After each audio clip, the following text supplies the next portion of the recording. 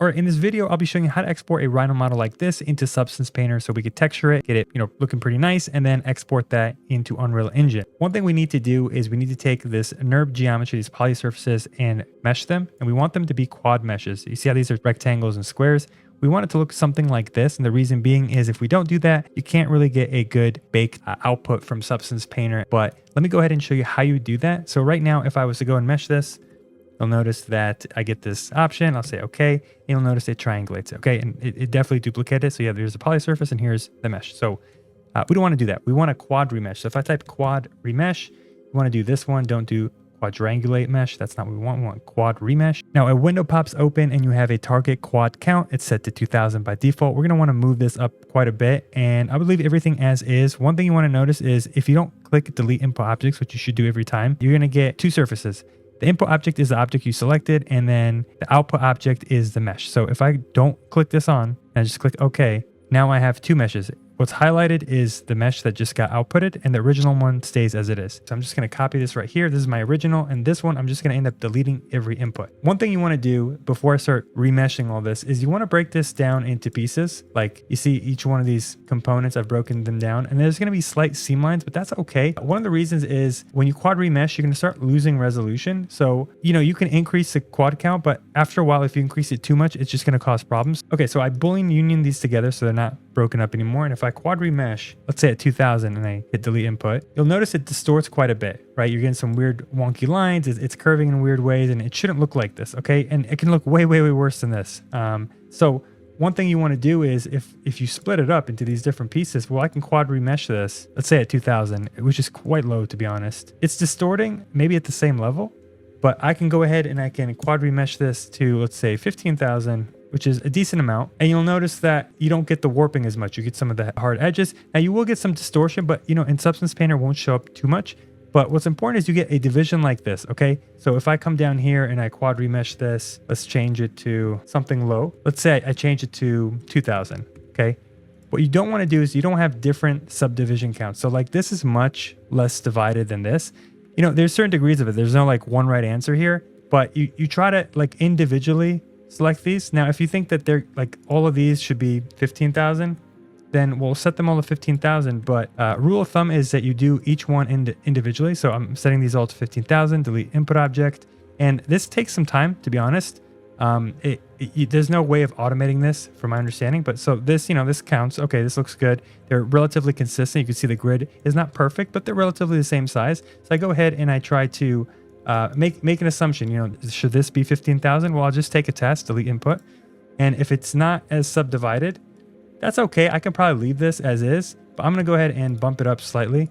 Now, it doesn't need to be too high. What I'm showing you is probably a little bit too subdivided, but I'd rather subdivide it more than keeping it less. So I'll go ahead and do this quickly. This will say 20,000. Might be too much, so you'll see what happens if it's super subdivided. So in this case, that's a little bit much. It's a bit overkill. You can see that's much more subdivided. It's very simple geometry, so it doesn't need to look like that. So I'm just going to go ahead and reduce it. I'm just going to drop it down to 8,000. Now, the reason I'm not going overkill on the subdivisions and why you want to split things, because I guess technically I can just kind of combine all this and subdivide it by like 1,000,000, right? You don't want to do that because it's going to make the file really, really big, and then it's just going to have a hard time opening up. So it's a balance of keeping the file not too large, but also getting as high resolution as possible. So right here, I'm just going to take a guess, make all these 15,000. Right? Trying to speed run it by selecting multiple objects. Sometimes it doesn't work. You'll notice at the bottom, it's kind of like loading each one individually. With the steps, let me just show you this. So this steps with this kind of surface object over here. I'm going to try 10,000 just to show you what it looks like. Delete input objects. That looks good. So I'll just kind of keep it at that. I'm not going to go ahead and do all these. It's already done over here. One thing I do want to cover though is the ground. So sometimes your ground needs to be split into multiple objects. So in this case, I split it because the ground has a lot of, stepping and indents into it. And if this was all one object, it might come in fine, but you'll notice that it comes in pixelated at times.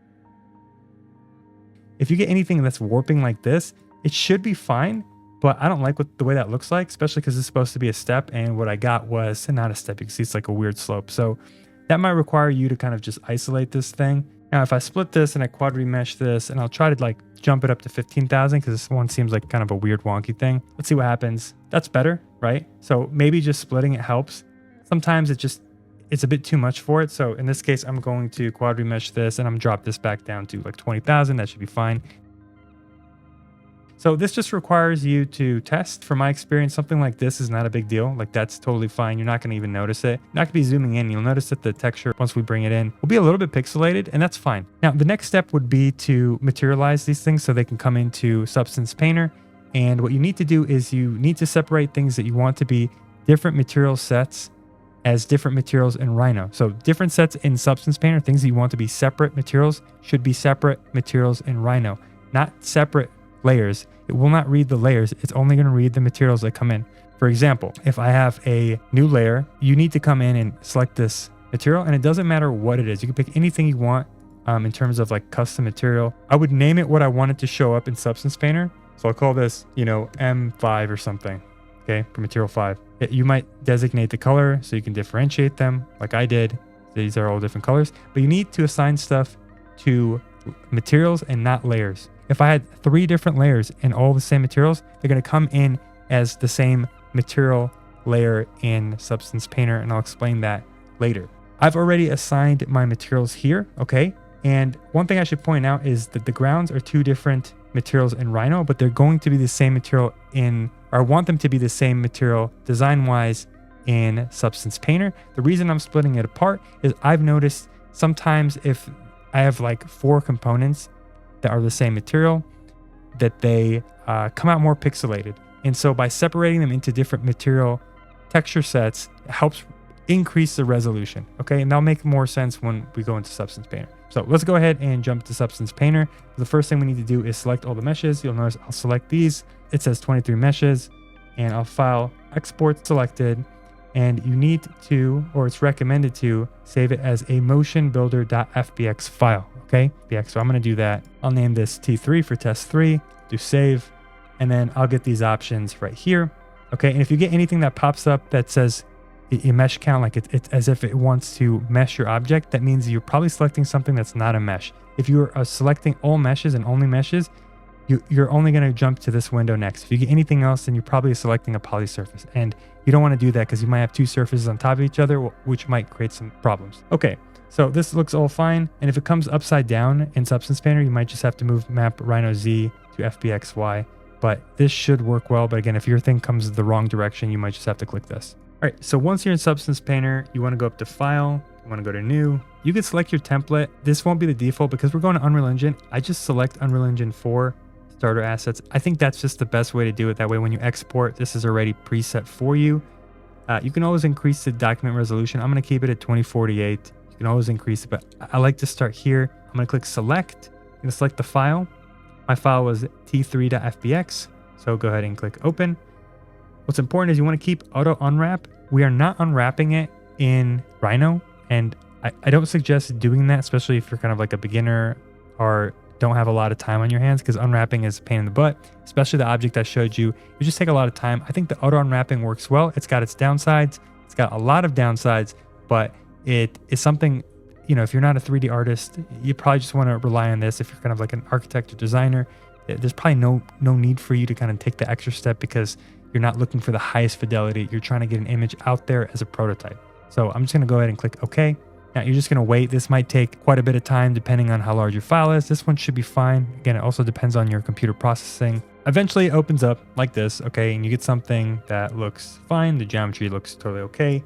Now, there's a few materials in your Substance Painter might look a little bit different. You might have like a little filter icon that switches from a normal material to a smart material to some of these other filters. But I had it set up this way so it's easier for me.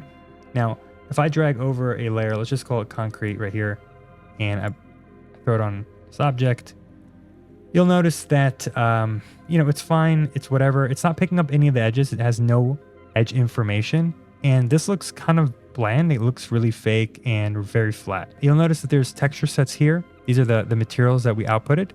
There are layers. Now these layers are just the materials. So if I grab another layer and throw it on top, you will have now the concrete cast below the artificial layer. And if I change this, it's kind of like Photoshop. If I move the opacity here, we can get a nice blend. We can do overlays or multiplies. Okay, so it's kind of built off layering, and then there are properties, there are texture settings, there are property information. So if I wanted to, let's apply like this clay over here. Now, if I wanted to increase the stubbles over here, I can increase the texture, tiling, okay? Basic stuff, I'm not gonna get into this much. What I wanna explain is baking, okay? Up here, there's a brush, there's baking. If you don't see that, you can go to mode. There's baking, there's painting, and there's rendering. Right now we're in the painting mode, and we wanna use smart materials. These smart materials allow you to understand the edges of a geometry, and these don't work on something like this unless you bake it. So if I drag this over here, you'll notice that it's flat. It's as flat as the other material, and there's no edge information whatsoever. You can't understand. I can show you the texture maps or the UV maps to kind of explain this. There's no embedded information. If I go to like roughness, like there's no edge information whatsoever. None of that is comprehended in the UV map. Let's go back by clicking F2. I'll go back to the main mode. F3 takes you to that texture mode, and F1 takes you to split screen. So if you have a split screen, that's your default. Click F2 and that will, or FN F2, and that will take you to this screen like this. Now you want to come up to bake, or like I said, mode bake mesh, and you'll get information like this. For the most part, you can probably leave this as is. Your output size, you probably want to keep it to 2048. If it's lower, it's fine. We can always increase it later. I'd say don't even touch anything. It's probably okay as it is. And you just want to click bake selected textures. Now, this is going to run through a lot of channels, and it's going to embed the edge information onto the UV map. So that's the way I understand it. Okay, I'm not super technical with this. Sometimes your resolution might be kind of wonky, and you can kind of look at some of these tiling and notice if anything's very strange or weird. For the most part, it looks fine. Some of these tilings look kind of big, but that might be totally okay. Again, I'm not an expert with this, so I can't really tell you what it means 100% by just looking at these little checkered maps that pop up. But for the most part, the edge information as it's passing through looks okay. So now it's done. You'll notice it's done because you have the option to return to painting mode. So you go ahead and click that. And there you go. You'll notice that the kind of default objects slightly look different. You can understand some of the material edges a little bit. It looks like they have a shadow. But this object right here, you'll notice that there's a lot more definition. It doesn't read flat anymore. You can read a lot of the edges. Now, this is kind of pixelated, especially if I zoom in. And that's one of the reasons why I split the objects. Now, if I didn't split the objects into different components, it would, or like set them into different texture sets is what I mean. If I didn't set this to masking 2, you know, it might be even more pixelated than this. But this seems fine because, like I said, I'm going to be very far away like this in Unreal Engine, so it doesn't really matter. But the difference with the baking objects, the baked objects versus not, this now this has edges, okay? Now, even if I take artificial leather, which isn't a smart material, there's some definition. I mean, it's still very flat. I mean, this isn't the best thing because it's super dark. Let me go ahead, come down here to base color, and I will change it. Now, I don't know, for me, I still read more definition in this than what I did in the previous unbaked object. Although smart objects are really going to allow you to enable, you know, the properties of the baked materials. Now, if I come up to here and I go to roughness, you'll notice that you have information embedded on the texture, okay, on the UV map, where before this was just flat. Now, this information here, that's coming from the baked process, okay? It's baking the edges, from my understanding, and other properties onto the actual UV itself. That's how it's recognizing the edges, okay? So that's the benefit of baking. It's like kind of like a long explanation, but I think it's important.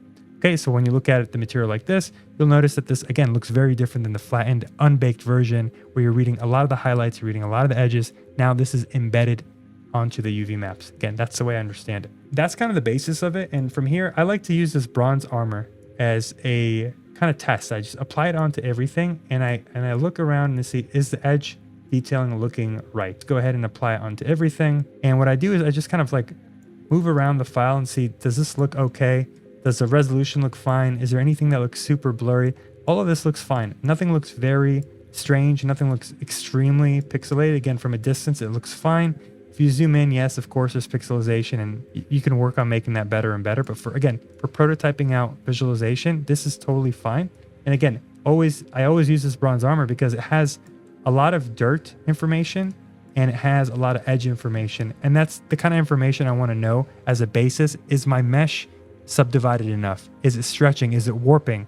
That's one of the reasons why I said, okay, we want to have this certain level of density in Rhino as a quad remesh. And that's why we want to split the object so we can preserve as much detail as possible because it can look really bad. So this is the basis of the tutorial. The next tutorial, I'll explain how we can make this look a little bit nicer, and I'll kind of keep it to this for this video.